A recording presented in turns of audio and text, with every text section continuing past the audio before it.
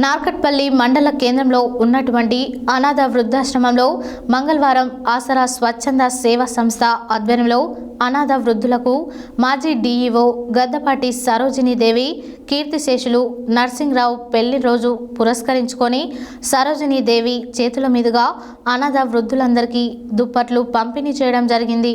ఈ సందర్భంగా వారు మాట్లాడారు.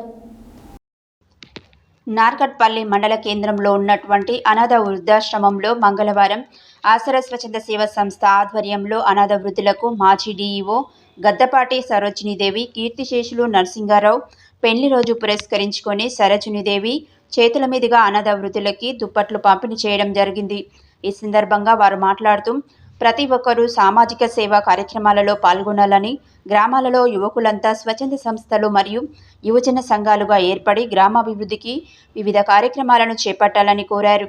ఈ యొక్క కార్యక్రమంలో మండల మైనార్టీ సీనియర్ నాయకుడు ఎండి సర్వర్ అలీ, ఎస్కే మాలిక్ బాబా, బొబ్బని లవకుమార్, లెనిన్ తదితరులు పాల్గొన్నారు.